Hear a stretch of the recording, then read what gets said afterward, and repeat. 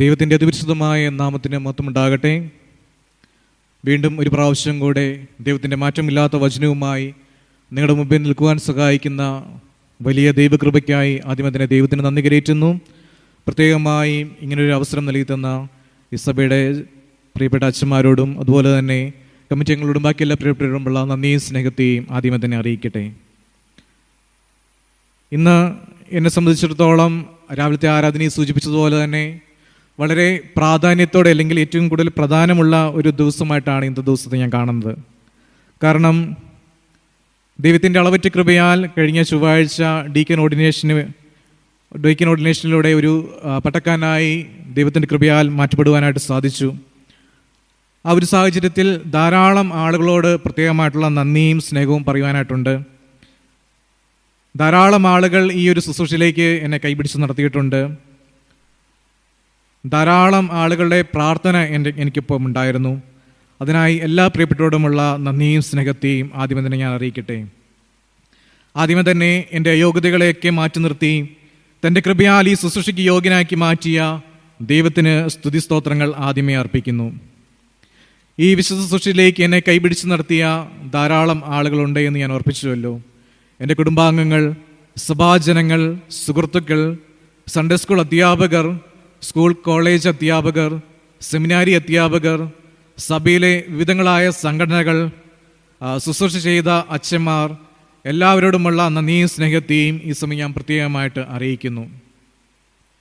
എല്ലാ കാര്യങ്ങളിലും എന്നെ ചേർത്ത് നിർത്തുകയും എൻ്റെ ആവശ്യങ്ങളിൽ എൻ്റെ കൂടെ നിൽക്കുകയും കൈത്താങ്ങൽ നൽകുകയും ചെയ്യുന്ന ഈ സഭയിലെ ശുശ്രൂഷകരായിരിക്കുന്ന റവറൻ ജോസഫ് മാത്യു അച്ഛനും റവറൻ കെ ജെ ജേക്കബ് അച്ഛനും അവരുടെ കുടുംബങ്ങൾക്കുമെല്ലാമുള്ള നന്ദി സ്നേഹത്തെയും ഈ സമയം അറിയിക്കുന്നു.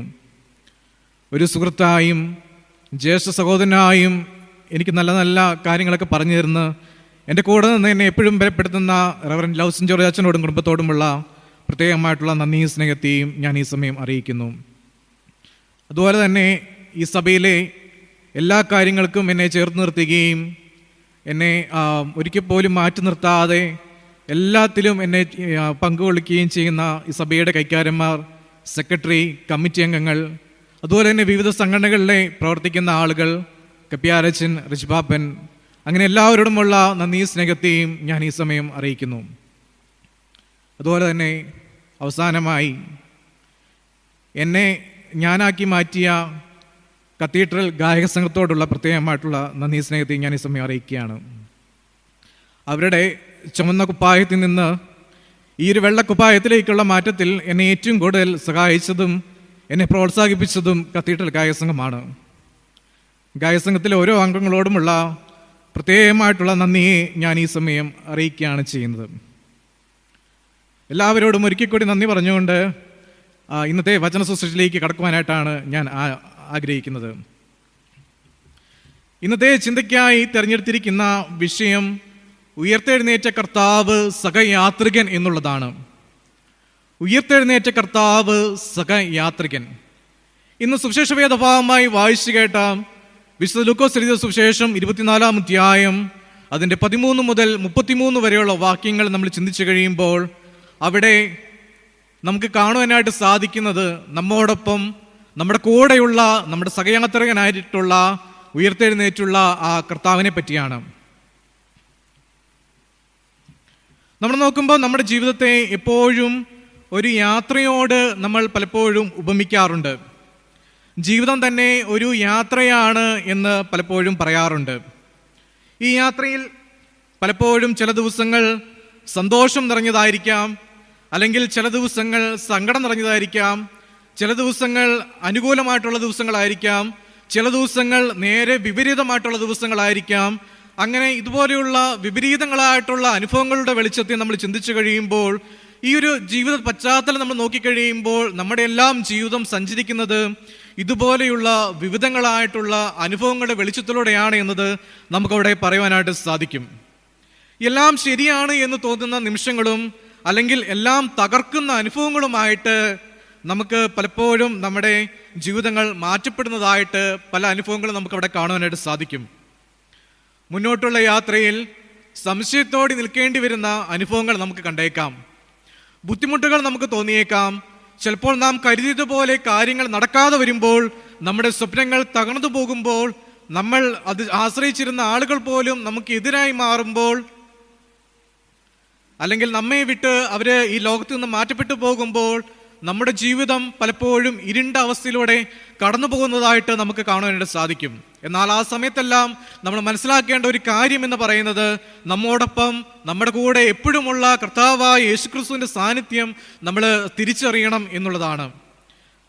ആ ഒരു സാന്നിധ്യം നമ്മൾ മനസ്സിലാക്കിയെങ്കിൽ, അല്ലെങ്കിൽ ആ ഒരു സാന്നിധ്യം നമ്മൾ നമ്മുടെ ജീവിതത്തെ മുന്നോട്ട് കൊണ്ടുപോകാനായിട്ട് പ്രേരിപ്പിച്ചെങ്കിൽ, നമ്മുടെ ജീവിതത്തിലും ധാരാളം അവസരങ്ങൾ, നന്മകൾ നമുക്ക് നൽകി തരുന്നതായിട്ട് നമുക്കവിടെ കാണുവാനായിട്ട് സാധിക്കുന്നുണ്ട്. ഈ ഒരു സമയത്ത്, അല്ലെങ്കിൽ ഒരു പ്രയാസത്തിന്റെ, പ്രതികൂലത്തിന്റെ ഒരു സാഹചര്യത്തിൽ നമുക്ക് തോന്നുന്ന ഒരു കാര്യമാണ്, ആരെങ്കിലും നമ്മോടൊപ്പം ഉണ്ടായിരുന്നെങ്കിൽ, നമ്മുടെ അവസ്ഥകളൊന്നും മനസ്സിലാക്കിയില്ലെങ്കിൽ, അല്ലെങ്കിൽ നമ്മുടെ കൈപിടിച്ച് മുന്നോട്ട് പോയെങ്കിൽ എന്നുള്ള കാര്യങ്ങളൊക്കെ നമുക്ക് അവിടെ തോന്നിയേക്കാം. എന്നാൽ ഇത്തരം ഒരു ജീവിതാവസ്ഥയിലൂടെ കടന്നു പോകുന്ന ആളുകളായിട്ടാണ് ലൂക്കോസിന്റെ സുവിശേഷം 24-ാം അധ്യായത്തിലെ എമ്മൗസിലേക്ക് പോകുന്ന ആ 2 ശിഷ്യന്മാരെ നമുക്കവിടെ കാണുവാനായിട്ട് സാധിക്കുന്നത്. അവർ യേശുവിൻ്റെ അനുയായികളായിരുന്നു. അവർ യേശുവിൽ വളരെ പ്രതീക്ഷകൾ വെച്ചിരുന്ന ആളുകളായിരുന്നു എന്നതെല്ലാം നമുക്കവിടെ കാണുവാൻ സാധിക്കുന്ന ഒരു കാര്യമാണ്. അവരുടെ അമിതമായിട്ടുള്ള യേശുവിലുള്ള പ്രതീക്ഷകളാണ് ആ ഒരു ചിന്തയിലേക്ക് അവരെ കൊണ്ടുവന്നതായിട്ട് നമുക്ക് കാണുവാനായിട്ട് സാധിക്കുന്നത്. യേശു ഇസ്രായേലിനെ രക്ഷിക്കും, ഒരു പുതിയ രാജ്യം സ്ഥാപിക്കും, നീതി സ്ഥാപിക്കും എന്ന പ്രത്യാശയായിരുന്നു അവരുടെ ഉള്ളിൽ അവിടെ നമുക്ക് കാണുവാനായിട്ട് സാധിക്കുന്നത്. എന്നാൽ ക്രൂശിലെ മരണത്തോടെ ഈ പ്രതീക്ഷകളെല്ലാം തന്നെ അവിടെ തകർന്നു പോയതായിട്ട് നമുക്കവിടെ കാണുന്നുണ്ട്. അവരുടെ വിശ്വാസം പോലും നഷ്ടപ്പെട്ടു പോകുന്ന ഒരു അവസ്ഥയിലൂടെ അവർ കടന്നു പോകുന്നതായിട്ട് നമുക്കവിടെ കാണുവാനായിട്ട് സാധിക്കുന്നുണ്ട്. ഈ ഒരു അവസ്ഥയിൽ നിരാശയോടെ യാത്ര ചെയ്യുന്ന ആളുകളായിട്ടാണ് നമുക്കവരെ കണ്ടെത്തുവാൻ സാധിക്കുന്നത്. അവരുടെ സംഭാഷണങ്ങൾ ദുഃഖത്താൽ നിറഞ്ഞ സംഭാഷണങ്ങളായിട്ടാണ് നമുക്ക് കാണുവാൻ കഴിയുന്നത്. എന്താണ് സംഭവിച്ചത്, എന്തുകൊണ്ട് ഇങ്ങനെ സംഭവിച്ചു, ഇനി എന്താകും എന്നുള്ള ചോദ്യങ്ങൾ അവരുടെ ഉള്ളിൽ നിറഞ്ഞു നിന്നതായിട്ട് നമുക്കവിടെ കാണുവാനായിട്ട് സാധിക്കുന്നുണ്ട്. അങ്ങനെ നോക്കുമ്പോൾ ദുഃഖത്തിൻ്റെയും നിരാശയുടെയും പ്രതീകമായി എമ്മൗസ് വഴിയെ നമുക്ക് വ്യാഖ്യാനിക്കുവാനായിട്ട് സാധിക്കും. നമ്മുടെ ജീവിതത്തിലും ഇതുപോലെയുള്ള എമ്മൗസിന്റെ വഴികൾ നമുക്കും കണ്ടെത്തുവാനായിട്ട് സാധിക്കുന്നുണ്ട്. നമ്മുടെ പ്രതീക്ഷകൾ തകരുമ്പോഴും, പ്രാർത്ഥനയ്ക്ക് മറുപടി കിട്ടാത്തപ്പോഴും, നമ്മുടെ വിശ്വാസം നഷ്ടപ്പെടുമ്പോഴും, ജീവിതം നിരാശയിലേക്ക് നമ്മളെ കൊണ്ടുപോകുമ്പോഴും, നമ്മുടെ ജീവിതത്തിലെ എമ്മൗസ് വഴികളായി അത് മാറുന്നതായിട്ട് നമുക്കവിടെ കാണുവാൻ കഴിയുന്നുണ്ട്. ഇവിടെ നമ്മൾ മനസ്സിലാക്കേണ്ട ഏറ്റവും വലിയതായിട്ടുള്ള ഒരു സത്യം എന്ന് പറയുന്നത്, അല്ലെങ്കിൽ ഏറ്റവും വലിയതായിട്ടുള്ള പ്രാധാന്യം അറിയിക്കുന്ന ഒരു കാര്യം എന്ന് പറയുന്നത്, അത് ഈ യാത്രയിൽ നമ്മൾ ഒറ്റയ്ക്കല്ല എന്നുള്ള ഒരു കാര്യമാണ്. ഇവിടെ നമ്മൾ നോക്കിക്കഴിയുമ്പോൾ ആ ഒരു യാത്രയിലും അവരെ അറിയാതെ തന്നെ അവരുടെ ഒപ്പം യേശുവിൻ്റെ സാന്നിധ്യം അവിടെ ഉണ്ടായിരുന്നു എന്നതാണ് നമുക്കവിടെ കാണുവാനായിട്ട് സാധിക്കുന്നത്. കർത്താവ് അവരുടെ കൂടെ നടക്കുകയും അവരോട് സംസാരിക്കുകയും ചെയ്തപ്പോൾ പോലും അവര് കർത്താവിനെ തിരിച്ചറിഞ്ഞില്ല, അല്ലെങ്കിൽ യേശു കർത്താവിനെ തിരിച്ചറിഞ്ഞില്ല എന്നത് നമുക്കവിടെ കാണുവാൻ സാധിക്കുന്ന ഒരു കാര്യമാണ്. നമ്മൾ ദൈവത്തെ കാണാതിരിക്കുമ്പോഴും ദൈവം നമ്മെ വിട്ടുപോകുന്നില്ല എന്നുള്ള ആ ഒരു യാഥാർത്ഥ്യമാണ് ഇവിടെ ഈ വേദഭാഗത്ത് നമുക്ക് അവിടെ കാണുവാൻ കഴിയുന്നത്. കൂടെയുള്ള ദൈവസാന്നിധ്യം മനസ്സിലാക്കുവാനായിട്ട് നമുക്ക് സാധ്യമായി തീരണമെന്നതാണ് ഈ ഭാഗം നമ്മെ ഓർമ്മിപ്പിക്കുന്നത്. എമ്മൗസ് വഴിയിലെ ശിഷ്യർക്ക് യേശുവിനെ തിരിച്ചറിയാനായിട്ട് സാധിച്ചില്ല. അവരുടെ കണ്ണുകൾ മൂടപ്പെട്ടിരുന്ന ഒരു അവസ്ഥയായിരുന്നു ഉണ്ടായിരുന്നത്. ഇത് അവരുടേതായിട്ടുള്ള ആത്മീയ അവസ്ഥയെ സൂചിപ്പിക്കുന്ന ഒരു കാര്യമായിട്ടാണ് നമുക്കിതിനെ കാണുവാൻ കഴിയുന്നത്.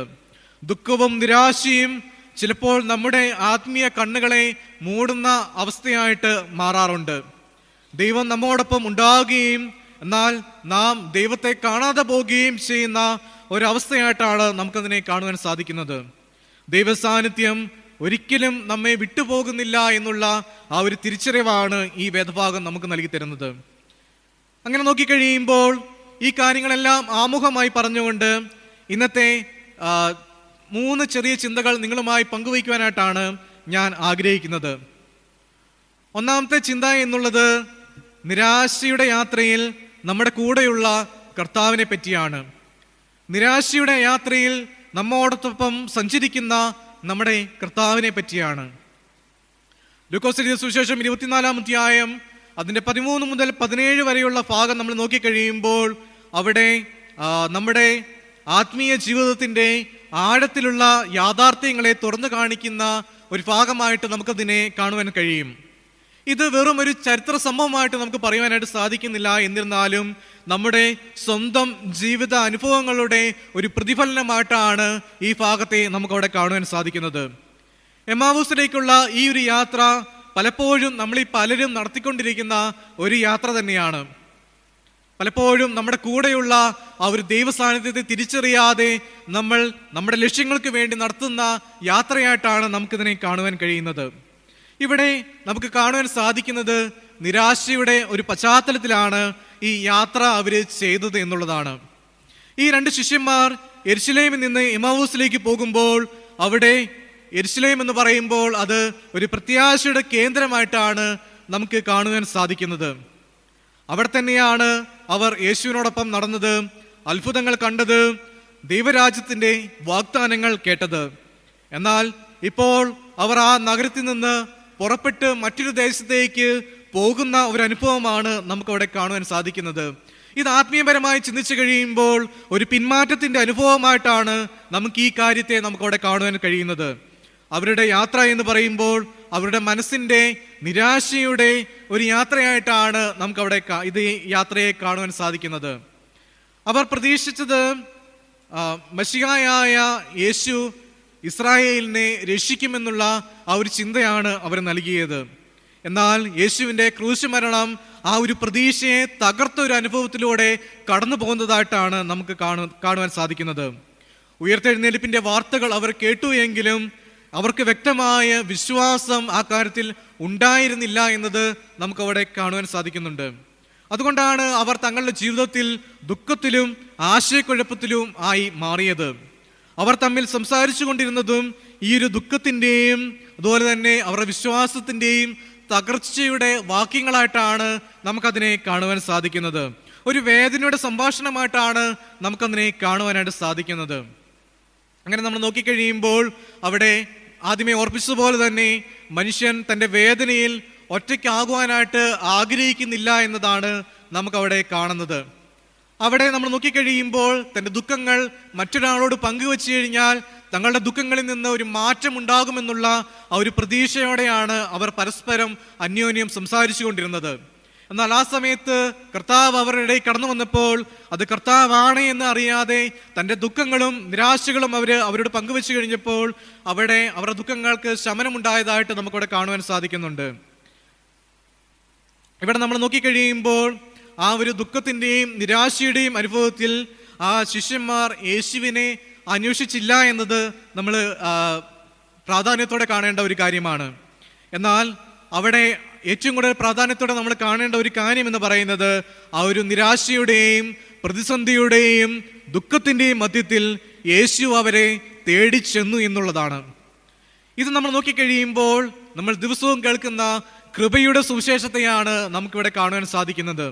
നമ്മൾ ദൈവത്തെ അന്വേഷിക്കാത്തപ്പോഴും ദൈവത്തിൽ നിന്ന് അകന്നു പോകുമ്പോഴും നമ്മൾ നിരാശയെ മുങ്ങിപ്പോകുമ്പോഴും നമ്മുടെ കൂടെ നമ്മോടൊപ്പമുള്ള ദൈവത്തിൻ്റെ സാന്നിധ്യം നമ്മളെ ബലപ്പെടുത്തും, നമ്മളെ ശക്തീകരിക്കും എന്നുള്ളതാണ് ഈ ഭാഗം നമ്മെ ഓർമ്മപ്പെടുത്തുന്നത്.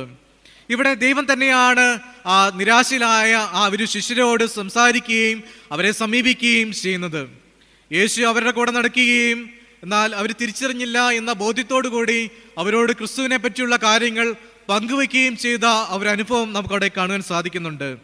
അവരുടെ കണ്ണുകൾ അടഞ്ഞിരുന്നതിനാൽ അവരെ കർത്താവിനെ തിരിച്ചറിയാനായിട്ട് അവർക്ക് സാധിച്ചില്ല എന്നുള്ളതാണ് നമ്മൾ വേദപുസ്തകത്തിൽ വായിക്കുമ്പോൾ നമുക്ക് മനസ്സിലാക്കാനായിട്ട് സാധിക്കുന്നത്. ആത്മീയമായിട്ടുള്ള അന്ധത എന്ന് പറയുന്നത് ക്രിസ്തുവിനെ തിരിച്ചറിയാത്ത ആ ഒരു സാഹചര്യമാണ് എന്നുള്ളതാണ്. നമ്മൾ നോക്കിക്കഴിയുമ്പോൾ ഇത് വെറും ശാരീരികമായിട്ടുള്ള ഒരു ബലഹീനതയായിട്ട് നമുക്കതിനെ കാണുവാനായിട്ട് സാധിക്കുന്നില്ല. മറിച്ച് ആത്മീയമായിരിക്കുന്ന ഒരു അന്ധതയായിട്ട് അല്ലെങ്കിൽ ഒരു ബലഹീനതയായിട്ട് വേണം ഈ ഒരു ആത്മീയ അന്ധതയെ നമ്മൾ കാണുവാനായിട്ട്. നിരാശയും ദുഃഖവും പലപ്പോഴും നമ്മുടെ ആത്മീയമായിട്ടുള്ള കാഴ്ചപ്പാടുകളെ തകർക്കുന്ന അനുഭവങ്ങളായിട്ടാണ് നമുക്കവിടെ കാണുവാനായിട്ട് സാധിക്കുന്നത്. നമ്മുടെ ജീവിതത്തിൽ ഒരു കാര്യം സംഭവിച്ചു കഴിയുമ്പോൾ, നമ്മുടെ ജീവിതത്തിൽ പ്രതിസന്ധി വന്നു കഴിയുമ്പോൾ, ഒരു പ്രതികൂല സാഹചര്യം വന്നു കഴിയുമ്പോൾ ഈ ഒരു ആത്മീയ അന്ധത നമ്മളെ ബാധിക്കുകയും തുടർന്നുള്ള ജീവിതം എങ്ങനെയാകുമെന്നുള്ള ആ ഒരു ബോധ്യമില്ലാതെ ജീവിക്കുവാനായിട്ട് നമ്മളെ പ്രേരിപ്പിക്കുകയും ചെയ്യുന്ന ഒരവസ്ഥയാണ്. എന്നാൽ നമുക്കിവിടെ കാണുവാനായിട്ട് സാധിക്കുന്നത്, എന്ത് സാഹചര്യത്തിലായാലും എന്ത് പ്രതികൂലമായി കഴിഞ്ഞാലും ദൈവം നമ്മോടൊപ്പം നമ്മുടെ കൂടെ നടക്കുമെന്നുള്ള ആ ഒരു അനുഭവമാണ് നമുക്കിവിടെ കാണുവാനായിട്ട് സാധിക്കുന്നത്. പലപ്പോഴും നമ്മുടെ കൂടെയുള്ള ദൈവത്തെ നമ്മൾ കാണുന്നില്ല എന്നത് വസ്തുതാപരമായിട്ടുള്ള ഒരു കാര്യമാണ്. ഇവിടെ യേശു അവരോട് ചോദിക്കുന്ന ഒരു ചോദ്യം വളരെ പ്രാധാന്യമർഹിക്കുന്ന ഒരു ചോദ്യമാണ്. നിങ്ങൾ നടക്കുമ്പോൾ തമ്മിൽ സംസാരിക്കുന്ന ഈ കാര്യങ്ങൾ എന്താണ് എന്നുള്ള ആ ഒരു ചോദ്യമാണ് 17-ാമത്തെ വാക്യത്തിൽ നമുക്കവിടെ കാണുവാനായിട്ട് സാധിക്കുന്നത്. കർത്താവിന് നമ്മളെപ്പറ്റിയുള്ള കാര്യങ്ങളെല്ലാം അറിയാമെങ്കിലും അവൻ നമ്മോട് ചോദിക്കുന്നത് എന്തുകൊണ്ടാണ് ഇങ്ങനെ സംഭവിച്ചത് എന്നുള്ളതാണ്. നമ്മുടെ ജീവിതത്തിൽ ഒരു പ്രതിസന്ധി വന്നു കഴിയുമ്പോൾ, ഒരു പ്രയാസം വന്നു കഴിയുമ്പോൾ നമ്മൾ നമ്മളോട് തന്നെ ചോദിക്കേണ്ട ഒരു ചോദ്യവും ഇത് തന്നെയാണ്. എന്തുകൊണ്ടാണ് എൻ്റെ ജീവിതത്തിൽ ഇങ്ങനെ സംഭവിച്ചത്? അല്ലെങ്കിൽ എന്തുകൊണ്ടാണ് എൻ്റെ ജീവിതത്തിൽ ഇങ്ങനെ പ്രയാസങ്ങൾ ഉണ്ടായത്, ഒരു പ്രതികൂലങ്ങൾ ഉണ്ടായത് എന്തുകൊണ്ടാണ് എന്നുള്ള ആ ഒരു ചോദ്യം നമ്മളോട് തന്നെ ചോദിച്ചു കഴിയുമ്പോൾ ദൈവവും നമ്മളും തമ്മിലുള്ള ആ ഒരു ബന്ധത്തിൻ്റെ കുറവാണ് ഈ ഒരു പ്രതിസന്ധികളും പ്രയാസങ്ങളും നമ്മുടെ ജീവിതത്തിൽ ഉണ്ടായി വരുവാനായിട്ടുള്ള കാരണം എന്നത് നമുക്കവിടെ കാണുവാനായിട്ട് അല്ലെങ്കിൽ നമുക്ക് തന്നെ മനസ്സിലാക്കാൻ പറ്റുന്ന ഒരു കാര്യം തന്നെയാണ്. ഇവിടെ ആളുകളുടെ മൗനം തകർക്കുന്ന ഒരു സംഭാഷണമായിട്ടാണ് നമുക്ക് കർത്താവിൻ്റെ ആ ഒരു ചോദ്യത്തെ നമുക്കവിടെ കാണുവാനായിട്ട് സാധിക്കുന്നത്. ഇവിടെ ആ നിരാശയുടെ മധ്യത്തിലും വേദനയുടെ മധ്യത്തിലും കർത്താവ് ചോദിച്ച ആ ഒരു ചോദ്യം, അത് അവരുടെ ഉള്ളിലുള്ള വേദനകളെ ശമിപ്പിക്കുന്ന ഒന്നായിരുന്നു, അവരുടെ കണ്ണുനീരിനെ കാണുന്ന ഒന്നായിരുന്നു.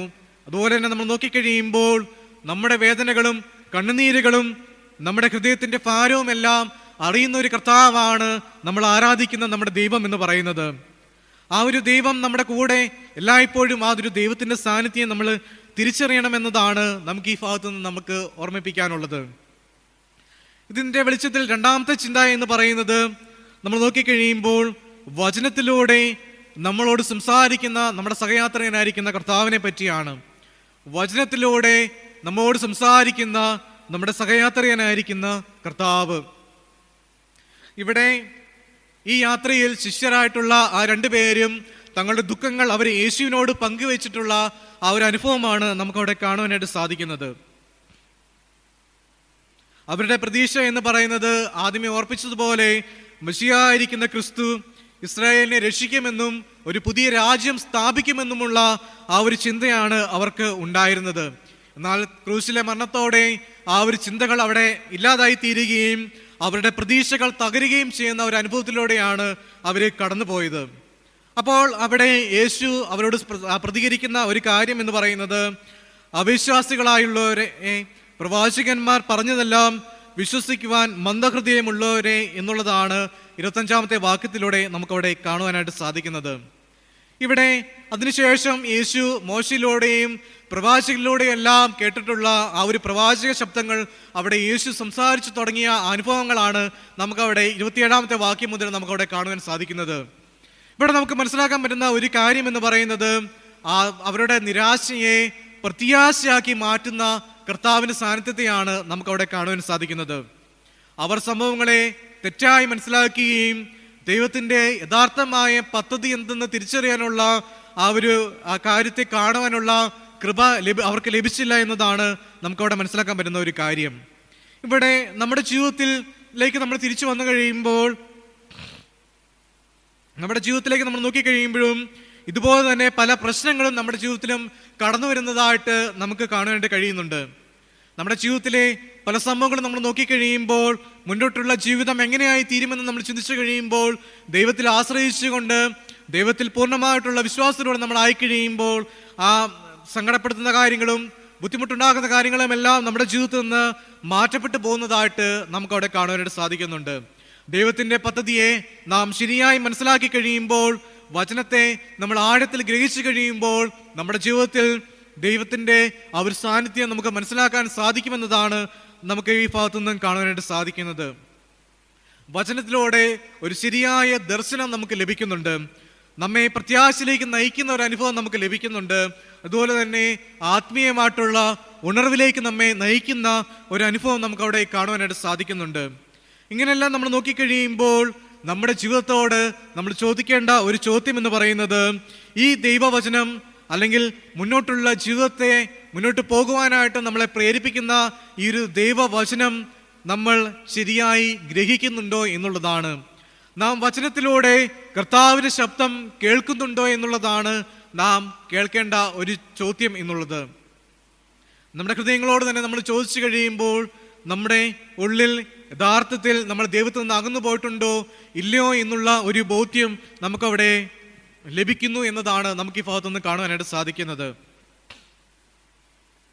നമ്മളിവിടെ നോക്കിക്കഴിയുമ്പോൾ നമുക്കവിടെ കാണുവാൻ സാധിക്കുന്ന മറ്റൊരു കാര്യം എന്ന് പറയുന്നത്, വചനത്തിലുള്ള ആ ഒരു വിശ്വാസമില്ലാതെ നമ്മൾ ആരാധനയിൽ പങ്കെടുത്താലോ അല്ലെങ്കിൽ മറ്റെന്തൊക്കെ ചെയ്തു കഴിഞ്ഞാലോ അതൊന്നും യഥാർത്ഥമായിട്ടുള്ള ആരാധന അനുഭവങ്ങളായി തീരുന്നില്ല എന്നുള്ളതാണ് ഈ ഭാഗം നമ്മെ ഓർമ്മപ്പെടുത്തുന്നത്. വചനത്തോടു കൂടിയുള്ള യാത്ര എന്ന് പറയുന്നത് അത് ദൈവസാന്നിധ്യത്തിൻ്റെ അനുഭവമായിട്ടാണ് ഈ യാത്രയെ നമുക്ക് കാണുവാനായിട്ട് സാധിക്കുന്നത്. മൂന്നാമത്തെ ചിന്ത എന്നുള്ളത് അപ്പം നുറുക്കുമ്പോൾ തിരിച്ചറിയപ്പെടുന്ന ആ ഒരു സഹയാത്രികനെ പറ്റിയാണ്. അപ്പം നുറുക്കുമ്പോൾ തിരിച്ചറിയപ്പെടുന്ന ആ ഒരു സഹയാത്രികനെ പറ്റി നമ്മൾ നോക്കിക്കഴിയുമ്പോൾ എമ്മൗസിലേക്കുള്ള ശിഷ്യന്മാരുടെ യാത്ര എന്ന് പറയുന്നത് ആദ്യമേ ഓർപ്പിച്ചതുപോലെ തന്നെ ഒരു സാധാരണമായിട്ടുള്ള ഒരു യാത്രയല്ല. അവരുടെ വേദനയും നിരാശയുമാണ് അവരെ കൊണ്ട് എമ്മൗസിലേക്ക് പോകുവാനായിട്ട് അവരെ പ്രേരിപ്പിച്ചത്. അത് ആത്മീയമായി നമ്മൾ ചിന്തിച്ചു കഴിയുമ്പോൾ ഒരു മനുഷ്യനായിട്ടുള്ള വ്യക്തിയുടെ ജീവിതയാത്രയുടെ ഒരു പ്രതിബിംബമായിട്ടാണ് നമുക്കതിനെ കാണുവാൻ സാധിക്കുന്നത്. നിരാശയിലും ആശയക്കുഴപ്പത്തിലുമായിരുന്ന രണ്ട് ശിഷ്യന്മാരെ നമുക്കവിടെ കാണുവാൻ സാധിക്കും. അവരുടെ പ്രതീക്ഷകൾ തകർന്നിരുന്നു, അവരുടെ ഹൃദയം ഭാരപ്പെട്ടിരുന്ന ഒരവസ്ഥയിലായിരുന്നു. അവരുടെ കൂടെ നടന്നിരുന്ന ആള് ഉയർത്തെഴുന്നേറ്റ കർത്താവായ യേശുവാണ് എന്നുള്ള തിരിച്ചറിവ് അവർക്കുണ്ടായില്ല, അല്ലെങ്കിൽ അത് തിരിച്ചറിയാനുള്ള ആത്മീയമായിട്ടുള്ള ആ കൃപ അവർക്ക് ലഭിച്ചിരുന്നില്ല എന്നത് നമുക്കവിടെ കാണുവാൻ സാധിക്കുന്ന ഒരു കാര്യമാണ്. അങ്ങനെ നമ്മൾ നോക്കിക്കഴിയുമ്പോൾ നമ്മുടെ ജീവിതത്തിലും നമ്മോടൊപ്പം നമ്മുടെ സഹയാത്രികനായുള്ള കർത്താവിനെ നമ്മൾ തിരിച്ചറിയേണ്ടത് ഏറ്റവും ആവശ്യമായിട്ടുള്ള ഒരു കാര്യമായിട്ടാണ് നമുക്കത് കാണുവാനായിട്ട് സാധിക്കുന്നത്. 28-29 വാക്യങ്ങളിൽ ഞങ്ങളോടുകൂടെ താമസിക്കുക എന്നവിടെ പറയുമ്പോൾ അവിടെ ദൈവസാന്നിധ്യത്തിനായുള്ള ഒരു ക്ഷണമായിട്ടാണ് നമുക്ക് ആ വാക്യത്തെ നമുക്കവിടെ കാണാൻ സാധിക്കുന്നത്.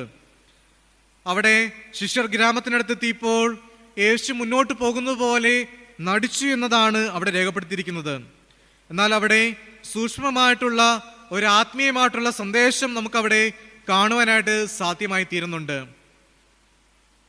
ഞങ്ങളോടുകൂടെ താമസിക്കുക എന്നുള്ള ആ ഒരു ശിഷ്യന്മാരുടെ അപേക്ഷ ഒരിക്കലും അത് അതിഥി സൽക്കാരമായിട്ട് നമുക്കതിനെ കാണുവാനായിട്ട് സാധ്യമായി തീരുന്നില്ല. ഇത് ആത്മീയമായിട്ടുള്ള ആകാംക്ഷയുടെ ഒരു പ്രകടനമായിട്ടാണ് നമുക്കിതിനെ കാണുവാൻ സാധിക്കുന്നത്. അവർ ഇനിയും യേശുവിനെ തിരിച്ചറിഞ്ഞിട്ടില്ല, എന്നാൽ യേശുവിൻ്റെ വചനമാണ് അവരെ ഈ കാര്യങ്ങൾ പറയുവാനായിട്ട് പ്രേരിപ്പിച്ചതെന്നതാണ് നമുക്കവിടെ കാണുവാൻ സാധിക്കുന്നത്. ദൈവസാന്നിധ്യം അനുഭവിക്കാനായിട്ട് നാം നമ്മുടെ ഹൃദയങ്ങളെ ഒരുക്കണം എന്നുള്ളതാണ് ഈ വേദഭാഗം നമ്മെ ഓർമ്മപ്പെടുത്തുന്നത്.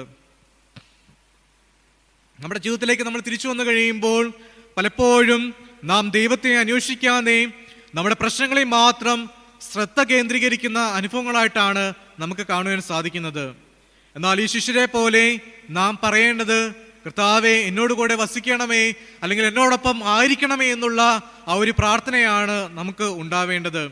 നമ്മുടെ ദുഃഖത്തിലും ഒരു ആശയപരമായി നമ്മൾ പ്രയാസത്തിലായിരിക്കുമ്പോഴും നമ്മുടെ സന്തോഷങ്ങളിലും നമ്മുടെ പ്രതികൂല അവസ്ഥയിലുമെല്ലാം കർത്താവേ എന്നോട് കൂടെ ഉണ്ടായിരിക്കണമേ, കർത്താവേ ഞങ്ങളോടൊപ്പം ഉണ്ടായിരിക്കണമേ എന്നുള്ള ആ ഒരു പ്രാർത്ഥനയിൽ നമ്മൾ ആയിക്കഴിയുമ്പോൾ നമ്മുടെ ജീവിതം മാറി വരുന്നതായിട്ട് നമുക്കവിടെ കാണുവാനായിട്ട് സാധ്യമായി തീരുന്നുണ്ട്.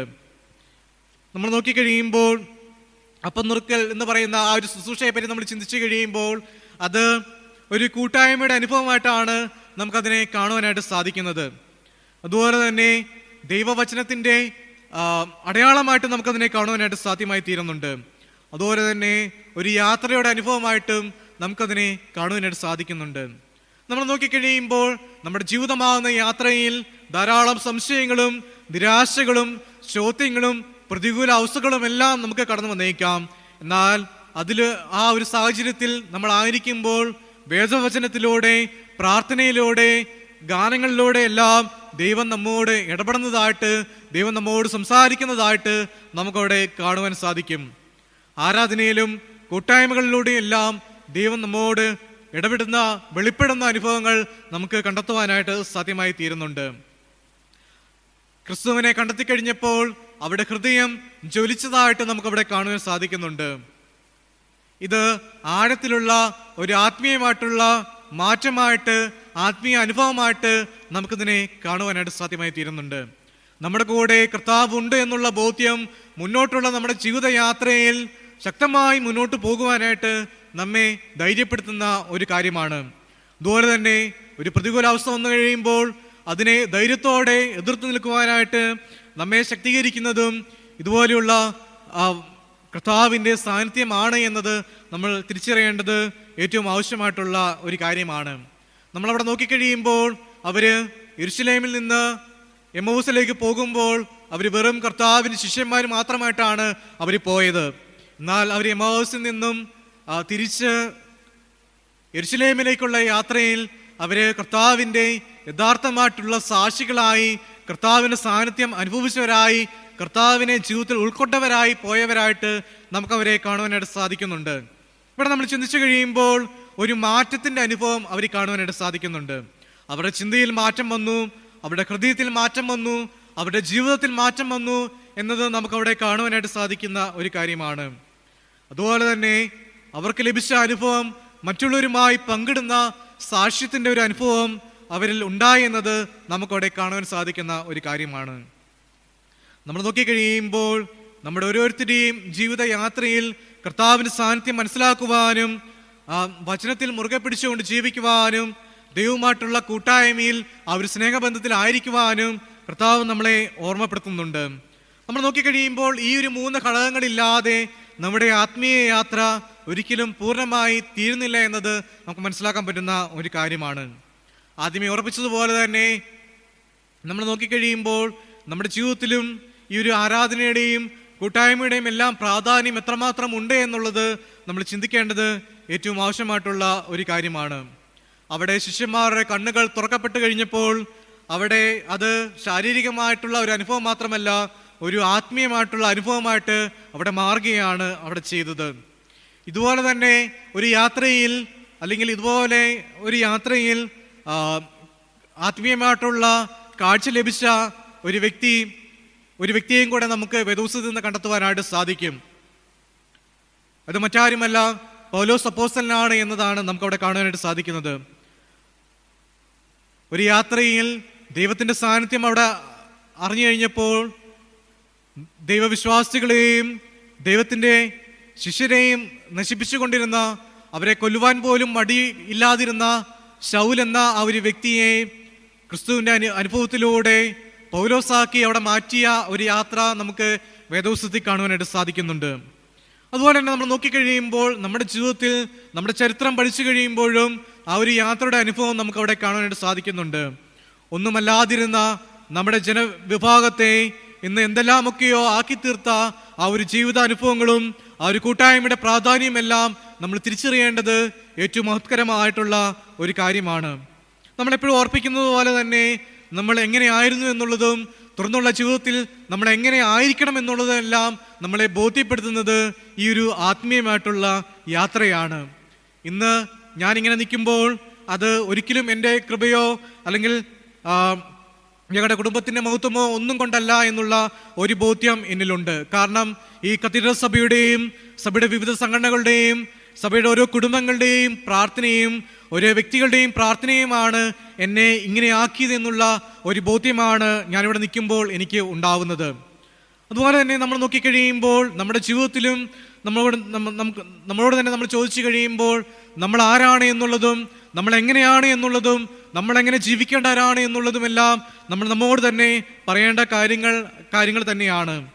നാം കർത്താവിനെ അറിഞ്ഞു കഴിയുമ്പോൾ, കർത്താവിന് അനുഭാവികളായിട്ട് നമ്മൾ മാറിക്കഴിയുമ്പോൾ, ക്രിസ്തുവിൻ്റെ അനുയായികളായിട്ട് നമ്മൾ മാറിക്കഴിയുമ്പോൾ നമ്മുടെ ജീവിതത്തിലും മാറ്റങ്ങൾ ഉണ്ടാവേണ്ടത് ഏറ്റവും ആവശ്യമായിട്ടുള്ള ഒരു കാര്യമാണ്.